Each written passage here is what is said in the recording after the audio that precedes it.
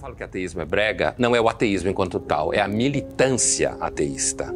Eu acho brega. Né? Brega no sentido que é chata, que é uma coisa... É fácil. Às vezes eu digo assim, eu acho muito fácil. Eu costumo brincar dizendo, eu fiquei ateu com 8 anos. Claro. Agora é meio discutível essa sua posição, professor, porque também acreditar em Deus é muito fácil. Então, na realidade, como filósofo, estou falando como filósofo, é mais fácil ser ateu. O mundo é um péssimo lugar. É mais racional, claro. O mundo é um péssimo lugar. A honestidade, sem entrar no mérito profundo do que seria honestidade, mas a honestidade não parece ser paga. Certo? As pessoas que se transformam em grandes defensores do bem, na realidade, viram rapidamente ou hipócritas ou carrascos. Certo? Se, por outro lado, eu defendo um certo laxismo moral, eu posso começar a brincar de que eu sou sádico. Então, quando eu digo que ser ateu é fácil no sentido do pensamento, entendi, quando você pensa de um pouco fora do senso comum. As pessoas, a maior parte é religiosa, porque a vida é um escândalo. Então, ser religioso é uma forma de você juntar uma peça com a outra e achar que tem alguém tomando conta de você, né? A política tomou o lugar da graça, como a gente fala em teologia. Quer dizer, antes do século XVIII, se imaginava que o mundo ia ser redimido por Deus, pela teologia, que não é meu caso. Eu acho que o mundo vai ser redimido por nada e não tem salvação. Não há redenção. Não há redenção. E o que abre uma outra chave. Mas a política acabou tomando lugar disso. Então, eu acho que essa questão ela acabou colocando óleo e ativando todo tipo de ressentimento que as pessoas têm. Então, se você olhar para a sua vida do ponto de vista do que você é infeliz, do que você é incapaz, do que você não consegue, chegar ao ressentimento é rapidinho. O sentimento de... A gente é ressentido porque o sol é indiferente a nós, porque sempre tem alguém mais bonita do que eu, alguém mais rico do que eu, alguém mais legal do que eu, tanto que não tem coisa que nos irrite mais do que encontrar alguém melhor do que eu, do que nós. Uma pessoa que é mais generosa, mais modesta, mais rica, mais inteligente, mais capaz. Então eu diria o seguinte, para mim, justiça social é um mercado de trabalho aquecido. Você perde o emprego aqui, arruma outro lá. Então, quando você fala que às vezes é melhor você ajudar um país ou um continente, seja lá como for, criando condições comerciais, eu não tenho dúvida, isso não significa perfeição. Claro. Porque a pobreza é a regra geral da humanidade. O que a gente precisa entender é como se produz riqueza, que é raro, é uma exceção, e nunca aconteceu no mundo na dimensão que acontece agora. Isso não significa que o sistema de sociedade de mercado é ideal. Para mim não existe nada ideal, mas eu acredito que ao invés de você ficar jogando dinheiro, criando nas pessoas um sentimento de incapacidade, coitadismo, de que elas são vítimas, de que os outros são malvados e que vira inclusive um mercado cultural, né? Tem gente que ganha dinheiro fazendo filme, discutindo coisas bonitinhas, mostrando esse lado. Acho que dar condições, criar condições comerciais é muito melhor para produzir riqueza. Eu sou muito pautado pelas relações concretas diárias, né? E eu sempre sinto que as pessoas que se julgam que elas representam um processo de salvação do mundo, eu sempre sinto nelas um sentimento de que elas são superiores moralmente. E eu vejo isso desde a universidade, nas pessoas de esquerda, por exemplo, eu estou usando um termo aqui de uma forma muito solta, a gente pode vir a definir melhor, mas as pessoas de esquerda, elas partem do pressuposto de que elas têm uma superioridade moral, como se fosse uma espécie de santidade, né? Então eu vejo nelas um tipo de puritanismo moralista, como se eles estivessem acima. E que, quando na realidade a gente sabe que ao longo da história dos últimos anos, últimas décadas e séculos, normalmente todas as utopias desaguaram em violência. Carnificina. Carnificina. O processo eu acho que o homem devia ser assim. Aí eu mato o cara real para nascer o homem que eu acho que tem que existir. Mídia social é tecnologia, ela serve para qualquer coisa. Na democracia, acho que ela serve para agitar mais a falação. Eu acho que as mídias sociais são tagarelas. Ela foge do controle social?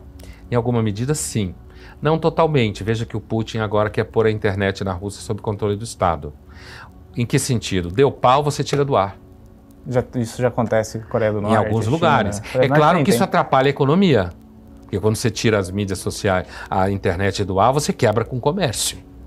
Então não é que dá para, vamos tirar todo dia do ar, senão você vira a Coreia do Norte, que é um país neolítico, certo? Em comparação às relações modernas. E você acha que falta um filtro na rede? Ou um filtro pessoal? Ou um filtro de as pessoas perderam a noção do que elas podem falar ou não, do que é ofensa, do que não é ofensa? Não, acho que não tem que ter censura nas redes sociais. Nenhuma autocensura. Não, autocensura tem que ter.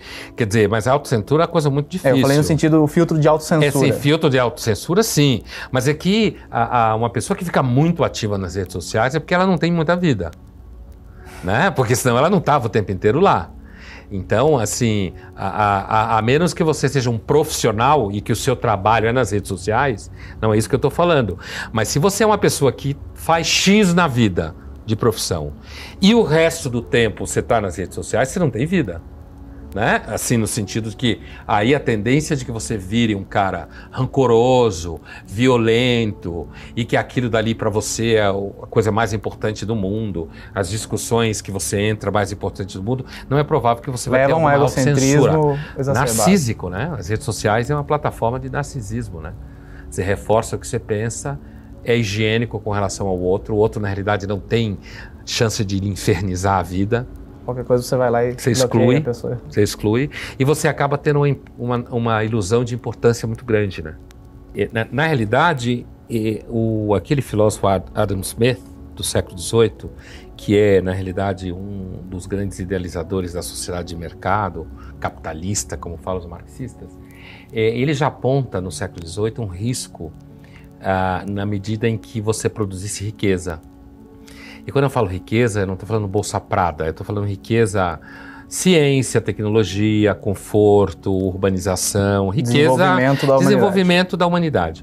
E ele dizia que havia um risco de que isso produzissem homens mimados, né? E eu acho que ele acertou. Quando eu falo isso no meu livro Era do Ressentimento, falo isso, já falei isso em algumas colunas, eu acho que nós temos uma cultura de gente mimada. O que é gente mimada? O que é garantia em tudo? Então é um paralelo com o filho e a menina que é mimado pelos pais, então fica estragado, mas vai um pouco além disso. É a ideia de pessoas que querem garantias e direitos para tudo. E aí diz, democracia é um sistema de direitos. Eu não acho que democracia é um sistema de direitos, eu acho que democracia é um sistema de deveres, de direitos e institucionalização de conflitos. Quando você diz que a democracia é um sistema de direitos, parece que pode haver direito sem dever, né? Então, o que eu chamo de mimado é uma certa cultura de pessoas que acham que o mundo devia amá-las mais, que o sofrimento devia ser posto fora da lei, que a falta de garantia na vida, a contingência devia ser posta fora da lei, entendeu? É nesse sentido. E você acha que veio piorando isso desde o Baby Boomers até hoje? Acho que vem piorando. Se você pega, por exemplo, Baby Boomer, geração X, geração Y, né? À medida que você vai acumulando estabilidade e riqueza, a geração Baby Boomer é uma geração pós-guerra, até começo dos anos 60 de nascimento, portanto uma geração muito marcada pela capacidade de lidar com sacrifício, contenção do desejo, por isso produziu riqueza, né?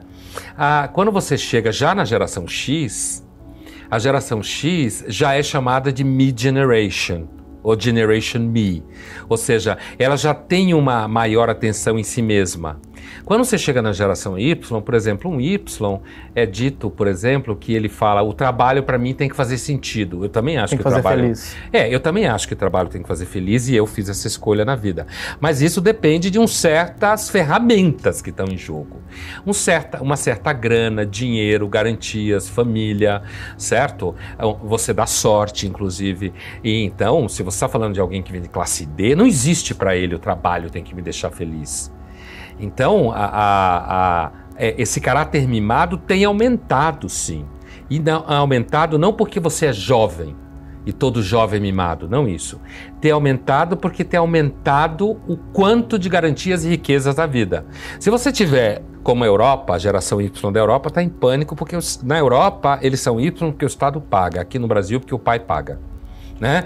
Então, na medida que o Estado europeu quebra, porque Estado, welfare state, não dá para aguentar um estado de bem-estar social, numa sociedade que cada vez nasce menos gente, mais gente vive mais tempo e trabalha menos, só para falar no problema da Previdência. Uma hora quebra. O estado de bem-estar social está com os dias contados. Pelo menos da forma que está montado agora. Você tem que reduzir o número de direitos, né? Porque não tem jovem suficiente pagando e gerando riqueza para sustentar esse direito. Então, assim, o próprio sociólogo Zygmunt Bauman comenta isso, a geração Y um dia acorda e diz: cadê o mundo que me prometeram? Eu tenho que trabalhar? Não disseram que eu tinha que trabalhar para viver. Entendeu? Então, não é porque são jovens, mas sim pelo acúmulo de garantias, me parece que vem havendo uma piora no caráter de mimado. Foi a cultura que foi se desenvolvendo desse modo.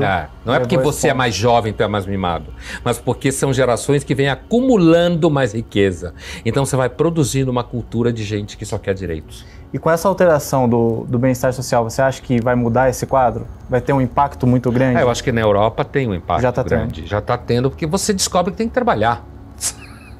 Que não tem garantia. A vida, você começa a trabalhar desde cedo e trabalha o resto da vida.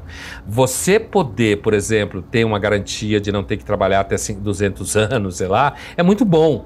Não é que eu não acho bom, eu acho bom, mas isso depende do quão é possível você produzir riqueza para isso. Se você torna um empregado muito caro, o cara não dá emprego para ele. Tudo bem, ele tem os direitos garantidos, mas não vai ter emprego. É claro que isso tem uma tensão, eu preciso do empregado, então eu contrato. Mas se ele é muito pesado para minha folha de pagamento, eu contrato um só. Certo? Então você tem uma pressão aí em jogo que se você torna o ônus muito grande na economia, ela fica muito onerada, muito pesada e começa a quebrar. Isso é o problema da Europa Ocidental. Mas eu também critico a esquerda porque a esquerda é uma forma de religião. Quando você ouve alguém dizer assim, por exemplo... Mesmo ela negando, principalmente no comunismo, negando a papel da religião. Ela nega a religião, mas ela se oferece como religião, aí que tá. Você vê isso, por exemplo, quando alguém diz assim, partido X é uma de esquerda. Por quê? Porque tem corrupção. Todo governo de esquerda foi corrupto. Porque todo governo pode ter corrupção, certo? E quando o governo é muito autoritário, a tendência dele ser corrupto é maior ainda. Por isso que aquela ideia de que todo poder corrompe, todo poder absoluto corrompe absolutamente, certo? E aí tem partidos que dizem, não, esse não é de esquerda porque é corrupto, o meu é porque eu sou puro. Então basta observar que existe uma associação entre religião e política que se manifesta naqueles partidos que se acham puros. E essa relação, ela ditou um pouco os caminhos da democracia, principalmente em países do terceiro mundo? Acho que sim. Inclusive porque tem muito sofrimento, muita miséria, e aí você espera a salvação ou de Jesus ou do Che Guevara. E os dois acabam se misturando. Acaba sendo uma saída. E aí vira objeto de populismo, objeto de marketing, né? Essa história do cara ou da mulher que vai salvar os pobres e vai cuidar dos pobres, quando na realidade eu acho que a melhor forma de você melhorar a vida dos pobres é ter um mercado de trabalho ativo, onde eles arrumam emprego, porque inclusive a única forma de uma pessoa ter uma experiência de dignidade é quando ela percebe que ela é responsável pelo sustento dela. Não dá para entender as mulheres. Eu achei assim, meu Deus, mais um chavão masculino agora pela boca de Pondé? Ou nós somos um chavão e somos mesmo ininteligíveis? Eu costumo falar isso, a última vez, se eu me lembro bem que eu falei na coluna, foi na minha conversa com o Exu, né? Que falava que as mulheres são incompreensíveis. Eu acho o seguinte, eu acho que isso é, antes de tudo, não uma questão científica. Eu acho que é mais uma questão da relação afetiva entre homem e mulher. Como as mulheres impactam homens heterossexuais por conta do desejo, do afeto, então fica difícil compreender os sinais, o comportamento. Como eu dizia no texto, às vezes uma mulher está chorando, mas na realidade está feliz. Às vezes ela pode estar rindo e na realidade ela não está feliz. Ela fala não quando quer dizer sim. Às vezes fala sim, mas é um não categórico.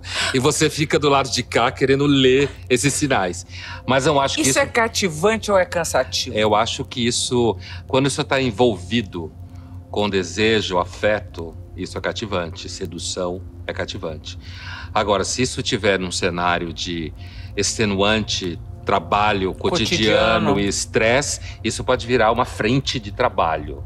realidade. Ou seja, insuportável. Resistir ao desejo talvez seja uma das formas mais discretas de amar a vida. Aí, nesse sentido, eu acho que você empregou a palavra desejo para falar desejo de possuir, ter bens, ter coisas, é isso? Eu estava pensando nisso, eu lembro desse texto, quando eu falei isso. É porque, numa sociedade como a nossa, que você é pressionado para identificar felicidade e realização de desejo, o que, Marília, nunca foi óbvio na filosofia. Se você percorrer a filosofia, filósofos que se dedicaram à reflexão sobre felicidade, sempre houve uma tensão com o desejo. Mesmo na psicanálise freudiana, o desejo como realização da minha vontade o tempo inteiro nunca foi tomado como uma evidente prova de felicidade. E a gente vive um tanto numa sociedade onde você é o tempo inteiro pressionado a realizar o desejo. E aí, quando você fica o tempo inteiro realizando o desejo, na realidade a vida vira um inferno ou fica vazia. E é isso que eu queria dizer. Às vezes, você ser capaz de realizar o desejo é uma forma sofisticada, às vezes discreta, de amar a vida. Primeiro, porque você evita esse inferno de o tempo inteiro ficar à mercê de mandarem você realizar seu desejo. E, por outro lado, a resistência ao desejo pode produzir experiências menos banais com a vida. Eu não vou fazer o jogo de que estou super preocupado com o que você quer, que sou uma pessoa legal. Por isso que eu começava dizendo, não sou uma pessoa boa. Essa é uma afirmação, na realidade, filosoficamente mais séria. Ela se refere a uma visão que eu tenho das pessoas, de que a gente, inclusive, como diz Agostina Bessa Luiz, por uma espécie de afetação de insegurança, porque a vida é muito violenta, e a gente sofre desde pequeno, a gente tende a desenvolver um egoísmo básico, tende a desenvolver uma atitude de interesse básico nas relações, que, pelo contrário, a minha intenção não é fazer um juízo moral disso. Não porque eu acho que não deva fazer juízo moral, mas não estou fazendo. Mas essa sequência de frases, ela quer dizer isso. Olha, eu não vou entrar nesse joguinho de fingir que eu sou legal. Eu me preocupo com 3, 4 pessoas. É claro que eu sou uma pessoa civilizada, não jogo papel no chão, sei lá o quê, mas não vou fingir como, sei lá, esses cantores de rock que existem por aí. Depois que roqueiro virou cara preocupado com baleias e com África, o rock virou uma coisa, sei lá... Porque é meio desencontrado. Imagine, rock era sexo, drogas e rock and roll. Depois virou, sei lá, sexo tudo bem porque tá na moda dizer que transa. Apesar que eu acho, como você já me falou uma vez, eu acho que há 100 anos se fazia sexo melhor. Lembra que a gente conversou disso antes? Então, assim, sexo tudo bem porque tá na moda dizer essa coisa de libido de propaganda. Mas a ideia da droga, no sentido da contravenção, do conflito, do impacto, acabou. Então é como se o roqueiro, ele é sexo, porque tem que ser, apesar que eu acho que é broxa, é viva a África e rock and roll. Então vira uma coisa assim que o show de rock mais parece, sei lá, uma sessão do Padre Marcelo. Você é pessimista ou cético em relação ao seu time, o Palmeiras? Assim, sou pessimista nos últimos... Apesar de que recentemente eu tenho um motivo para ficar feliz, né? O homem é uma experiência que não deu certo? Acho que não dá para dizer, porque a gente não sabe o final da história do homem. Mas eu acho que, sem dúvida nenhuma, há um risco de não dar certo. Como é que você definiria o homem? Eu acho que é um tipo de animal que carrega o cadáver nas costas a vida inteira. Porque sabe mais do que deve e menos do que precisa. Repete. Eu acho que uma forma de compreender a condição do homem, o que é o homem, é pensá-lo como um animal que carrega o cadáver nas costas o tempo inteiro. Porque a gente sabe da morte, tem consciência da finitude, e eu imagino que isso deve ter sido um estresse enorme para nossos ancestrais. E dá para aproveitar a vida pensando nisso? Então, eu acho que a gente não pensa nisso o tempo inteiro, ou quando pensa, o afeto não vem à consciência o tempo inteiro. A vida é uma causa perdida, então? Então, aí que tá. Eu acho que não dá para dizer que seja plenamente uma causa perdida, mas eu acho que pensar que talvez seja pode ser muito pedagógico. A felicidade é uma ideia velha? Acho que sim. A culpa é necessária, Pondé? Eu acho que sim, é necessária, porque, primeiro, uma pessoa que nunca sente culpa, pelo menos quando eu tive chance de conviver, ou acho que todo mundo, quando tem chance de conviver com alguém que não sente culpa, está perto de conviver com um monstro. Eu acho que a culpa é um dos elementos fundamentais de qualquer experiência moral. Eu não acredito em experiência moral sem culpa. Acho que é uma mentira.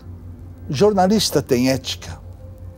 Eu acho que jornalista tem ética como todo mundo e sofre e tem uma situação de trincheira muito mais radical, porque jornalista tem poder. Todo mundo que tem poder tem estresse ético.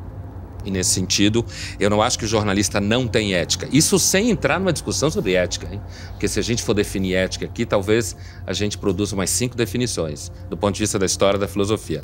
Mas falando assim, de chofre, eu diria que no caso do jornalista é um drama maior, porque o jornalista tem poder. E você acredita que os jornalistas do Brasil atuam com essa ética? Eu acho que às vezes sim, a maior parte do tempo. Me parece que, apesar de que se discute muito ética em termos de jornalismo, me parece que o jornalismo é muito mais dominado, pelo menos até hoje, por uma certa formação de que o jornalista seria o braço armado da democracia e da consciência. Então, nesse sentido, quando você é formado dessa forma, você acaba pensando que a ética é seu esqueleto. Você não precisa nem preocupar, você respira eticamente. Se você acha que você é o braço armado da liberdade. É um poder paralelo. Sim.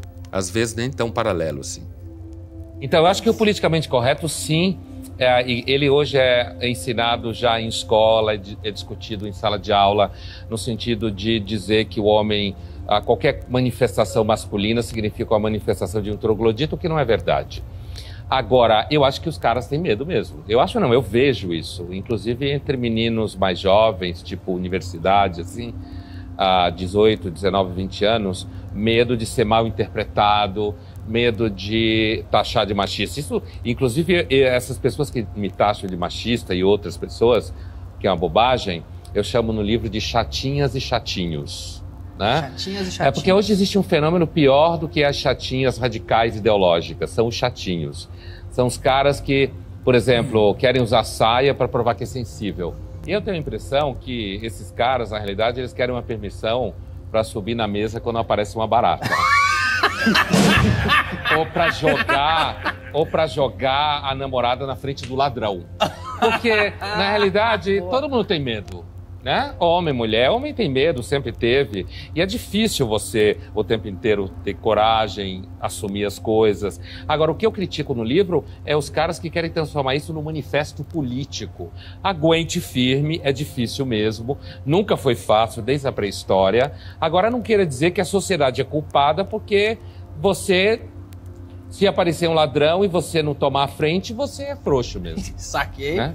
O politicamente correto, ele é uma forma de constrangimento do comportamento, constrangimento do pensamento. No humor ele faz um enorme estrago, como você bem sabe. Então, assim, quando você está falando de cultura, é claro, você não precisa ser mal educado, mas as relações entre homem e mulher, e o livro só trata disso, né? Eu deixo isso claro, para ninguém vir cobrar que eu não discuto outras formas de amor. Bom, só por isso já é politicamente incorreto. Então, por isso que eu já falo isso no começo, né? Dizendo que o que me interessa no livro é falar das mulheres e do como um homem olha para uma mulher. Então, o politicamente correto, ele na realidade quebra essa espontaneidade. Ele deixa você com medo de que alguém vai interpretar o seu desejo como uma forma de opressão. E isso deixa não só as meninas de saco cheio, porque eu sei que elas ficam de saco cheio, como deixa os caras também nessa situação que você falou, que é uma situação de insegurança, né? Se você quiser, você pode comprar os livros do Pondé. Ele tem muitos livros. Leia as colunas. Ele tem uma que ele fala da mulher, que mulher gosta de dinheiro, que é da Folha. Sim. Que deu um bafafá, Amanda. Deu um trololó. Não, eu não entro desse Deu um trelelê. Deu um bafafá. Você lembra disso aí ou não? Eu lembro. Isso tá no meu livro Guia Politicamente Incorreto da Filosofia. Da filosofia. E eu já discuti isso. E aí é uma discussão interessante que, assim, quando eu falo isso, eu quero dizer, se a gente observa na história da espécie, dificilmente uma mulher inteligente se interessaria por machos muito fracos, incompetentes, inseguros. Então, nessa frase, a coisa do dinheiro é um símbolo da experiência, segurança, do poder, conforto, isso. de que... Da segurança dela. Darwinianamente falando, é muito provável. Imagina uma mulher 100 mil anos atrás, fazendo um número redondo, grávida, carregando o outro bebê, com um marido macho, entre aspas, do lado, chorando, ou pondo ela na frente do predador. Nossa, sim. Certo? Sim. Quer dizer, né? Imagina. Não faz sentido. Que fria. É isso que essa frase quer dizer. Agora, tem uma... do ponto de vista evolucionista, né, quando a gente fala da pré-história, não sei o quê, existe uma teoria para explicar por que os caras seriam mais burrão e menos sensível. Por quê? Falam menos. Porque dizem que os caras caçavam, então os que foram selecionados é os que falavam pouco, focados, porque senão as presas iam embora ou comiam eles, os Não animais. tem tempo para... Enquanto que as fêmeas, a sua maior parte, ficava colhendo e cuidando da cria dentro de grupos em que elas conversavam o tempo inteiro. E por isso que, supostamente, segundo essa teoria, os caras é meio travado. Se for discutir a relação com o seu namorado, ele dorme. Mas faz sentido. Não, porque você tá brigando com a pessoa que não sabe do que você tá falando. Aí você fala, gente, isso é problema cognitivo. Mas dizem que a gente tem problema cognitivo. Mas é por isso que vocês lembram de muita coisa, né? A gente lembra de tudo. Olha. O que me faz ser maduro como jovem, Pondé? Olha... sem dúvida, se você pode ter experiência e não ter maturidade nenhuma, e a experiência não faz um efeito. Você nem percebe, né? Eu acho que maturidade é uma coisa que hoje falta até em pessoas mais velhas. Porque você tem pessoas, sei lá, com 37 anos que estão se procurando até hoje. E tem pessoas aí, sei lá, com 50 e poucos anos que o objetivo delas é que confundam elas com a filha, por exemplo, né? Então, o que manda uma mensagem para o mais jovem de que ele não tem futuro, porque quando ele chegar com 50 ele quer ter 20 de novo, significa que não tem futuro. Então, eu acho que o problema da maturidade não é um problema só do jovem hoje em dia. Eu entendo maturidade como uma certa capacidade de perceber o caráter ambivalente do mundo. Você, em alguma medida, conseguir lidar com essa natureza humana que a gente tem, essa humanidade que a gente tem, e que é uma humanidade confusa, contraditória. Você tem desejos fora do lugar, você tem que educar e formar, mas se você educar e formar demais, você mata a pessoa. Se você não faz isso, ela fica uma pessoa completamente irresponsável, muito que vive só a partir dos instintos, entre aspas, né? Então, eu entendo a maturidade independente da idade, e aí eu acho importante porque assim, há um alargamento da juventude e, portanto, há um alargamento da ideia de que você deve o tempo inteiro ficar jovem. E isso, até por conta da expectativa de vida, né? As pessoas se biológica, sentem... você se sente com mais saúde.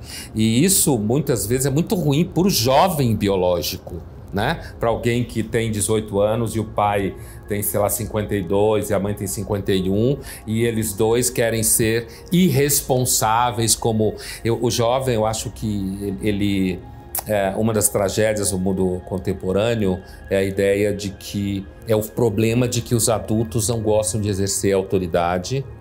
Bom, a culpa vem da filosofia, vem da sociologia, vem da psicologia. Todo mundo culpado, rabo preso com essa história, né? Você desqualificou totalmente a noção de autoridade, você pôs ela sob suspeita, você disse que ela na realidade era opressão, que era sistema patriarcal no caso dos homens, que era violência, não sei o quê, que era jogo de controle. Aí na hora que fica todo mundo meio... acontece muito com o professor. Ele começa a falar, não, porque os alunos na sala não me respeitam e tal. Mas eles estão desde pequenos aprendendo que a autoridade é opressiva, que o conhecimento pode ser questionado. Então eles aprenderam a lição, né? Eles aprenderam...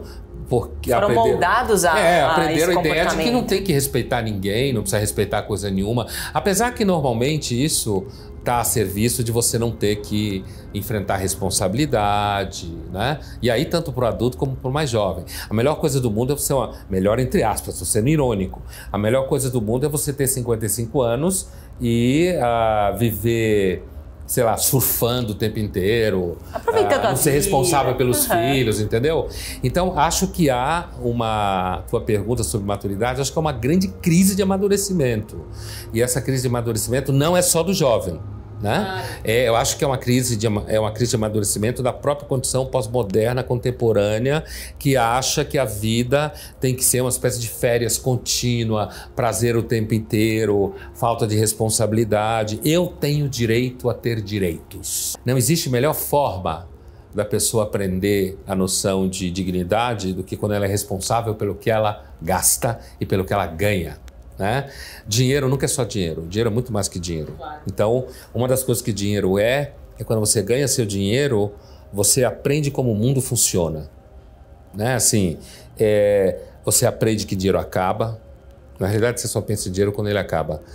Você aprende que ele acaba, você aprende que é difícil ganhá-lo, que você tem que engolir sapo para fazer isso, que você vai viver com gente que você não acha lindo e maravilhoso por causa disso. Então, aqui no Brasil, é uma característica nossa, que eu acho super equivocada, mas é nossa, é de entender que quanto menos o filho precisa se virar, melhor é você como pai e mãe.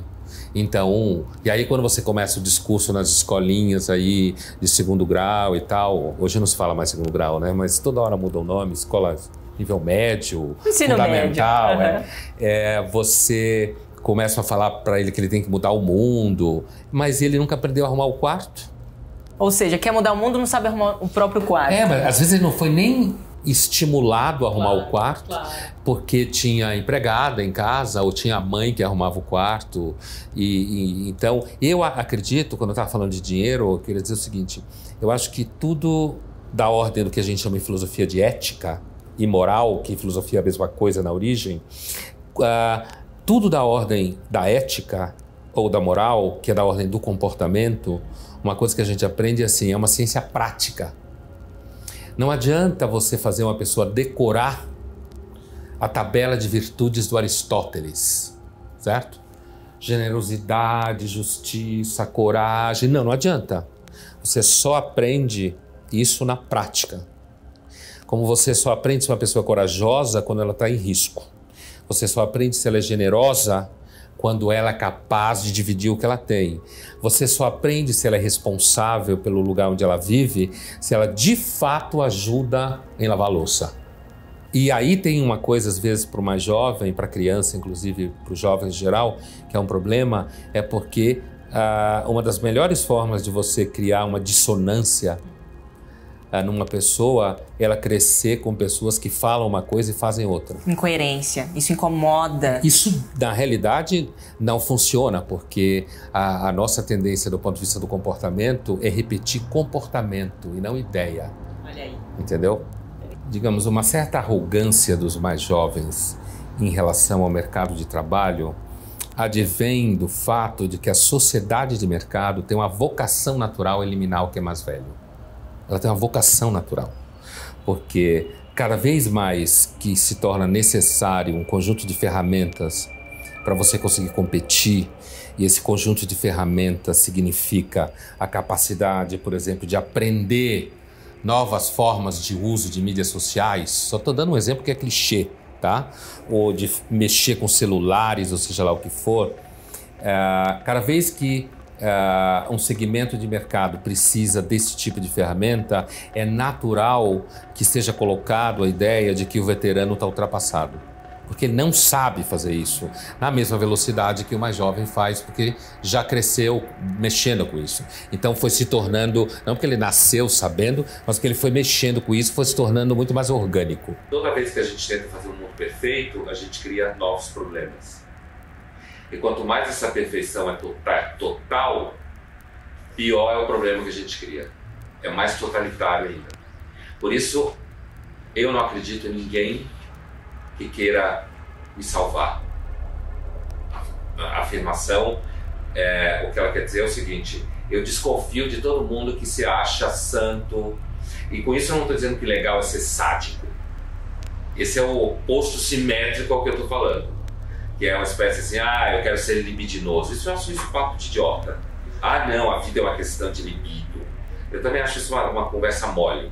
O que eu acho problemático, o que eu desconfio, é de pessoas que acham que elas podem salvar o mundo. E que normalmente essas pessoas elas têm uma ideia do que o homem deve ser e do que o mundo deve ser. salvar para elas é isso. Por que o homem de hoje, Pondé, ele se acha superior ao homem do passado? Acho que porque o Nelson Rodrigues tinha uma hipótese muito boa sobre o homem de hoje, que era a democracia trouxe à tona a força numérica dos idiotas. Isso é uma das coisas mais que eu acho mais claras assim para mim. A ideia de que o homem de hoje é melhor do que o homem antigo, eu acho uma grande estupidez. Por que ele acha isso? Porque ele anda de avião. Então, porque ele anda de avião e porque a cada hora descobre uma moda sobre a ciência do cérebro, né? E porque agora você... E eu acho que a gente confunde o avanço técnico com um avanço do que você poderia chamar antropológico moral no sentido largo. E isso é mais uma prova de idiotice, porque você pode ser extremamente capaz em termos técnicos, digamos, você pode... Avançou-se em tecnologia com a experiência do nazismo, por exemplo, de pesquisa com gente e tudo mais. Portanto, a ideia de que o avanço técnico implica em avanço antropológico moral é uma ignorância enorme. Outra coisa que eu acho que faz com que o homem contemporâneo ache que ele é superior é porque a gente tem algumas experiências democráticas. E a experiência democrática é uma experiência que tem um certo ganho, no sentido de você manter o governo sem ter poder imediato sobre você. Mas, ao mesmo tempo, para manter a sociedade organizada, o quanto de tecnologia de informação, como eu falava sobre o Orwell, isso é tão exigido que a democracia paulatinamente está se tornando um regime extremamente tirânico. Porque para saber que você é você e que você vota, é tanta coisa que o Estado tem que saber de você, que eu não tenho nenhuma dúvida que o homem era mais livre na Idade Média. Isso para mim é um outro absoluto. Eu não tenho nenhuma dúvida. Ele viajava 100 km e ninguém achava ele. E o engraçado é que até gente que estuda e tal, repete bobagens como a igreja tinha total controle na Idade Média. Não tinha nem estrada. Você só pode exercer controle quando você tem mecanismos objetivos de comunicação para transmitir o poder de modo eficaz. Então, a ideia de que hoje a gente seja melhor, mais avançado, é coisa de novo rico. Entendeu? Eu acho isso uma das coisas mais idiotas que tem. Eu não posso dizer que não acredito no progresso, mas eu acho, por exemplo, que o Viagra fez mais pela humanidade do que 200 anos de marxismo. Certo? Então, por quê? Porque resolveu uma série de problemas para o convívio dos homens e das mulheres, dos homens consigo mesmos, dos homens com outros homens, no caso dos homossexuais, das mulheres com elas mesmas. Ou seja, eu estou dando um exemplo para dizer o seguinte: de forma nenhuma eu vou dizer que não acredito no progresso científico, técnico. Eu acho que ninguém pode ter uma posição do tipo, pelo menos não me parece correta. Sou contra o progresso? Ou sou contra? Não, porque ou acho que o progresso não acredita. Vamos lá. Dizer que não acredita, ser contra. Eu vou resumir. Que faz análise. Eu vou resumir assim, ó. Eu não acho que o progresso técnico implique em progresso técnico no sentido científico, inclusive social. Inclusive social. Não acho que isso implique necessariamente em nenhum evidente progresso moral. Então, o ser humano é fraco, medroso, precário, mentiroso sobre suas próprias angústias, inclusive por razões sociais. Não dá para você sair por aí falando tudo que você tem medo, senão você vira aquele tipo de pessoa que quando você pergunta no elevador, tudo bem? O cara resolve dizer, não tá tudo bem, minha mãe morreu, minha mulher me traiu. Quer dizer, a hipocrisia é a base, é parte da base da moral pública, né? Então me parece uma mentira de uma grandeza gigantesca dizer que, por exemplo, o problema da humanidade é o capitalismo. E eu acho isso uma piada. O capitalismo está inserido numa estrutura de comportamento do ser humano que criou uma série de problemas e uma série de vantagens que são anteriores ao capitalismo. Entende o que eu quero dizer? Assim, o pensamento público, e eu fui criado... Desculpa, isso não caminha para a paralisia. Porque se você Se você identifica que todos os nossos problemas são interiores e que o tempo inteiro interiores, agônicos, são da nossa natureza, e você abre mão de transformar o mundo, se você faz o contrário do que você diz que faz à esquerda, que é apontar os problemas para o mundo, aí você cai numa situação de paralisia, não cai? Não. Você é uma humanidade que vive para desfrutar da sua agonia e dos seus problemas. De forma nenhuma. E renuncia a transformar o mundo. Não. Primeiro, eu não disse que o sistema era fechado. O conceito de natureza humana não implica de forma nenhuma no sistema fechado. Qualquer pessoa que ache que a natureza humana é fechada é mais ou menos como você dizer que o planeta Terra é fechado, quando na realidade a gente é um sistema completamente aberto. Então, quando eu digo da agonia, eu digo planeta Terra. Quando eu digo da agonia, que é interna, o que eu quero dizer é que está na estrutura, me parece, sempre, que está na estrutura do psiquismo humano. De forma nenhuma isso significa que você está em interação. Na realidade, isso se dá na interação com o mundo. Não existe ser humano sem interação com o mundo. Então, não se trata de dizer que a gente está... que eu estou dizendo que tudo é um problema interno, no sentido de espaço interior. E que o mundo interior. externo está solucionado e posto. Não. Não, de forma nenhuma. Em momento nenhum, no meu debate, eu digo que nós não estamos numa interação contínua com o mundo e que a gente não faz coisas no mundo, que hoje o mundo está melhor do que era antes. Inclusive, às vezes eu tiro o maior sarro de gente que acha que a gente tem que morar numa árvore do Ibirapuera. Entendeu? Assim, já foi. Eu não falo em momento nenhum que a gente tem que parar e viver no século II. O que eu digo é o seguinte, que o pensamento de esquerda como exemplo contemporâneo é um pensamento que retira do ser humano uma dialética interior. E quando eu digo dialética interior, não é fechada dentro de si, é na relação com o outro. Não existe coisa pior do que uma pessoa ser obrigada o tempo inteiro a fingir que é jovem, a fingir que é feliz, quando ela, na realidade, depois de uma certa fase da sua vida, você tem a sensação de que todo mundo é mais ou menos igual, todo mundo quer a mesma coisa, os fins de semana são basicamente parecidos, não tem grandes invenções e você tem que fingir. Sabe aquela coisa do cara do McDonald's? Senão você vira, como você disse, o chato do elevador. Não, mas uma coisa é assim, eu acho que existe o nível de convivência. Se alguém me pergunta como você vai, eu vou dizer, eu estou mal hoje no elevador. Eu vou falar do tempo. Isso é uma coisa. Outra coisa é quando você tem livros ensinando a você fingir que não envelheceu. Você tem que montar uma personalidade tal em que você está sempre alegre, disposto a conhecer coisa nova. Você estava falando da autoajuda. Por exemplo. Quer dizer, não é mais fácil no Brasil, sendo o país conservador que é, você obter notoriedade com opiniões mais conservadoras e, sobretudo, com opiniões contra a esquerda? Isso não pesa na hora que você formula interiormente os seus pontos de vista? Não. Saber que você vai ter mais atenção do jornal ou da televisão? Não. Sendo contra a esquerda? A provocação contra a esquerda não é melhor do que a provocação contra a direita? Ele está perguntando se você cria notícia. Sei. Muita gente já me perguntou isso. De forma nenhuma. Porque o meu convívio na universidade há um risco não, muitas vezes se torna um inferno. O meio onde eu vivo, onde você vive, onde nós vivemos, é um meio que não tem nada a ver com, sei lá, essa casa grande senzala a qual você se refere do Brasil. O meio onde a gente vive, o meio do que a filosofia política contemporânea chama de instâncias de produção, de razão pública, não tem nada a ver com isso. É hostil. É o contrário.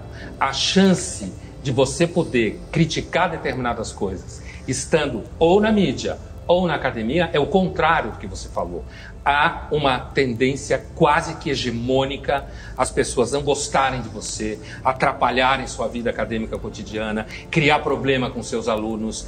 Grande parte dos leitores caindo pesado, isso me chama de direita, quase como se você fosse um monstro. Não, você é reacionário. Tem gente por aí que me chama de homofóbico. Eu nunca escrevi uma linha contra isso. Pelo contrário, debati isso, a questão do direito dos homossexuais, na minha coluna de forma muito clara. Sou a favor só estou dando um exemplo de como acontece o contrário que você está falando. Eu concordo que o Brasil, nas suas estruturas profundas, para além do mundo, digamos, da inteligência, grosso modo, é mais do que você falou. Agora, do ponto de vista daquela bolha onde a gente vive, onde se reproduz o conhecimento, onde se autoriza o conhecimento e onde se legitima e onde se reconhece o valor da pessoa, ao contrário do que se falou. Uma experiência muito trágica que é a seguinte: o corpo, na realidade, é uma das melhores coisas para mostrar para você que você não é dono de você. Porque à medida que o tempo passa, o corpo te abandona. O corpo, as funções vitais, elas vão te abandonando. Você vai ter uma experiência de superação daquilo que a gente pode chamar seu eu, sei lá, né? Pelo seu corpo. E isso nos leva a uma certa constatação que é a seguinte: o ser humano é uma espécie de animal assim que arrasta a vida inteira essa consciência de que um dia o corpo será um cadáver nas costas. Você arrasta isso pelo deserto, pela floresta, pela praia, pela festa, pela cama do casal, em tudo quanto é lugar. O corpo é sinônimo de liberdade. Em que medida, a um certo momento, o corpo vai mostrando para você que você não é livre. E isso é uma contradição inexorável. A ideia de destino, de que existe um destino que você não supera, que esse destino é arrasador e que no final das contas ele parece reduzir todos os seus esforços a zero e que, portanto, parece que existe uma injustiça cósmica circulando pelo universo e que o universo é indiferente a você e de que pouco importa o que você tentar, no final sempre dá zero, qualquer seja a soma que você fizer, né? O corpo é um exemplo pontual e ao mesmo tempo poderoso disso, porque o corpo é um destino, né? O herói significa, antes de tudo, aquela pessoa que merece ser lembrada. Tecnicamente, a gente pode dizer, o herói é a pessoa que merece ter o seu nome escrito no túmulo. Porque cada vez que uma pessoa passar por aquele túmulo, ela sabe que aquela pessoa merece ser lembrada. Tanto é que escreveram o nome dela onde ela está enterrada. Muitas vezes as pessoas adoram ver os outros sofrendo porque isso deixa elas alegres. Sabe aquela ideia? O Nelson dizia que você vê se alguém é amigo seu verdadeiramente, se esse amigo é seu quando você está alegre. Quando você está triste e miserável, todo mundo é seu amigo. Porque inclusive é legal, porque todo mundo vai dizer, olha como ele é legal, olha como ele se dedica, né?